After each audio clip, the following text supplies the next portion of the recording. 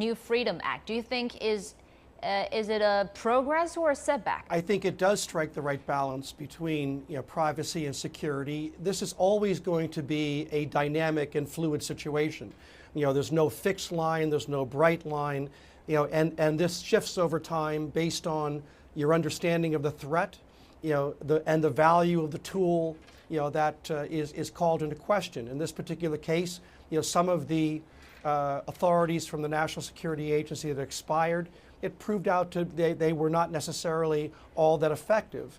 On the other hand, there are some tools that have been retained, and they're increasing the oversight over time. In this particular case, who holds the data and on what basis the government gets to query that data. And Mr. Flitz, our Mr. Crowley has said that the efficiency of the intelligence agency has been improved. Do you agree with that progress? No, I'm afraid I don't agree with what my colleague said. I think the metadata program was an effective program that was carefully overseen by the Senate and House Intelligence Committees. And I think there's been hysteria in the United States because of the huge dump of information by Edward Snowden. Mr. Snowden is a criminal. He tried to hurt the United States and its national security. He leaked these programs out of context, and unfortunately, a crucial counterterrorism program has been severely weakened because of this man. So you think when it comes to national security, there's always a compromise? Secrecy and democracy don't go well together, and they go especially poorly together in the United States. It would be nice if we didn't need secret intelligence programs, but we live in a dangerous world. These programs protect the United States from its adversaries, from terrorist groups. Most Americans understand that. That's why they support the extension of the metadata program. And a lot of radicals in the United States, they'd like to shut it down. They don't speak for the American people. The bill bans bulk collection of data of Americans' telephone records and internet metadata. It also limits the government's data collection to the greatest extent reasonably practical. And firstly, what does the last part of the sentence mean? The greatest extent reasonably practical, Mr. Crowley? Well, I think it recognizes that there's a lot of data that we as individuals are generating, and there's another balance that has to be established here. Government can have access to this data. It can also be flooded by this data and have the data so overwhelming that you're not able to actually manipulate in ways that reveal terrorist plots before they develop. I think that this is another aspect that we're working through, is to try to figure out, we know that this data is valuable because we know that in order to be successful, terrorist networks have to communicate. And if you make it more difficult for them to communicate, they're going to be less effective. If they're less effective, it raises the possibility that that you'll be able to detect them in advance. But we have to keep in mind that this is only one tool among many that our intelligence agencies have as we're dealing with this terrorist threat around the world. Mr. Flitz, isn't this bulk information data banning good for American people? Well, no, I think it's a terrible outcome because this program, which is an effective counterterrorism tool, will be much harder to use. There's going to be stronger legal restrictions.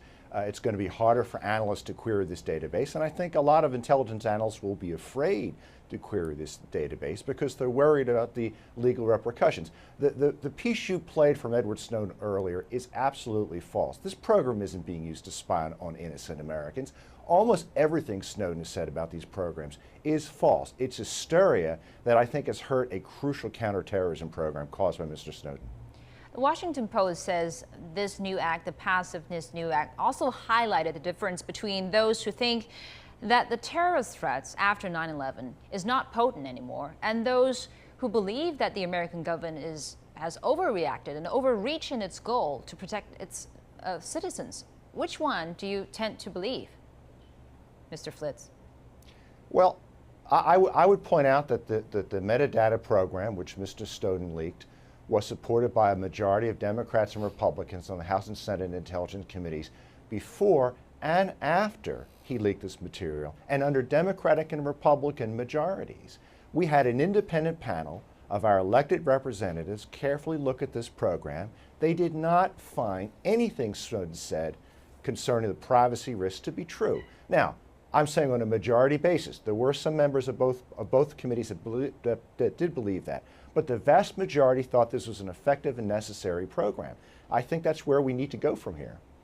Mr. Crowley, at the same time, the legislation doesn't end the surveillance debate, and it does not go as far as the liberty rights activists would like to see. And some lawmakers have vowed to further push for the changes of surveillance and improve the transparency of intelligence agencies among American public. Where do we go from here? Well, I think the debate will continue. I do agree with Fred that Edward Snowden was saying that the National Security Agency was somehow a rogue organization. I don't believe that to be the case.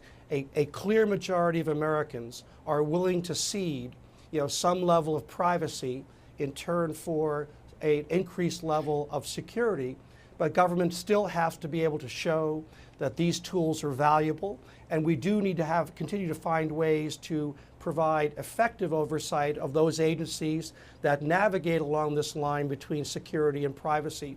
And this will again be a very dynamic and fluid situation as we go forward, and we'll have to continue to evaluate this balance between security, privacy, and the economic interest that these private companies that possess this data and are asked to cooperate with the government, they have to be reassured that they're not going to be put at some sort of a competitive disadvantage around the world because of their cooperation with the government. So I think the debate will continue. It's an important one.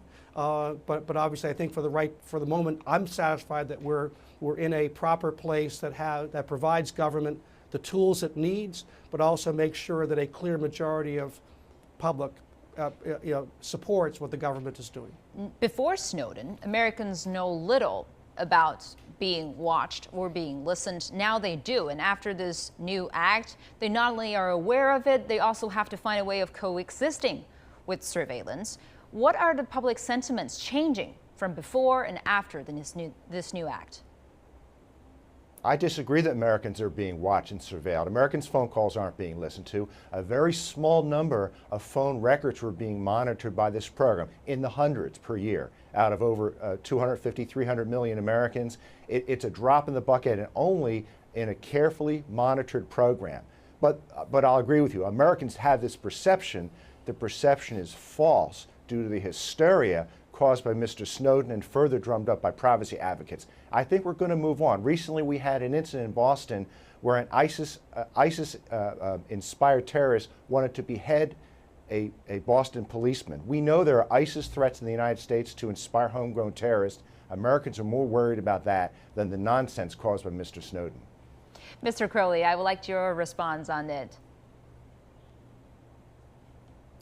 Well, again, I don't think this is necessarily just an American problem. I mean, because you have information networks that are global in nature. To be able to get the information that you need, you're going to have the cooperation, understanding of other countries as well.